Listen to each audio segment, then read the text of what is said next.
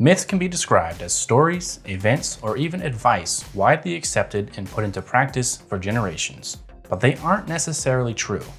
There are myths about pretty much everything, including dog-related topics. So, how can we know what actually works? Hi, I'm Grant. And I'm Allison, and you're watching Continental Kennel Club's Talkin' Dogs, the show where we're not dogs that are talking, but we are talking about dogs. In this episode, we're here to sort the fact from the fiction about some not-so-common dog myths. It's Mythbusters Dog Edition.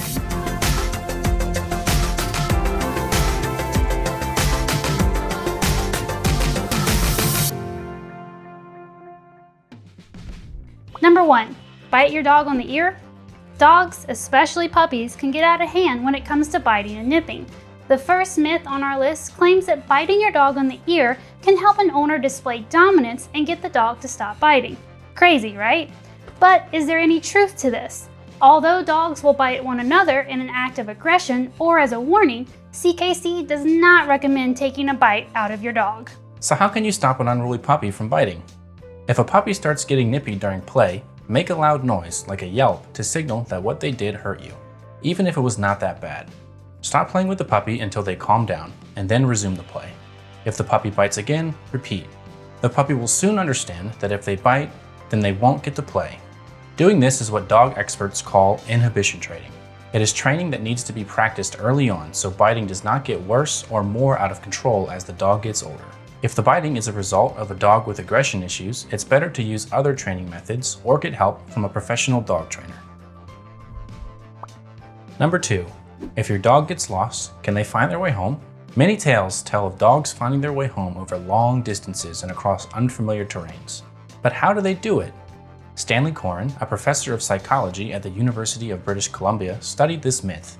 In his article published in September 2022, he found that around 60% of dogs use their noses to track their way back to their handlers, while some 30% tend to take a north-south jog following a geomagnetic line, which seems to help them get their bearings, much like a compass.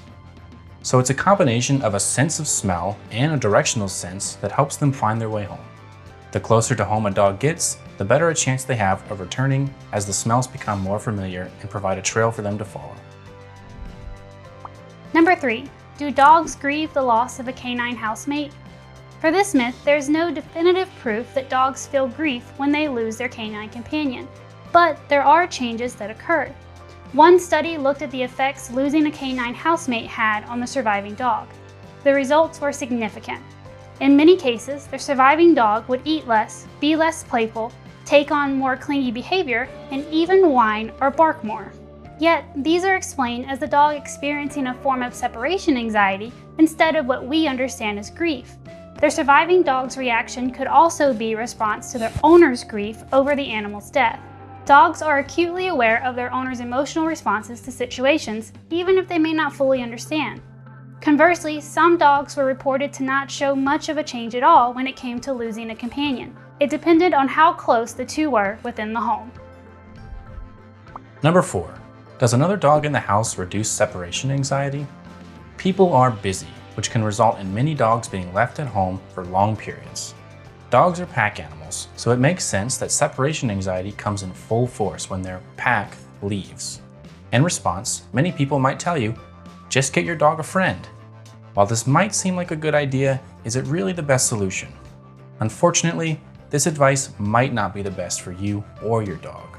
In one study performed at the Academy for Animal Naturopathy in Durnton, Switzerland, researchers sought to determine if having a housemate actually helped with separation anxiety.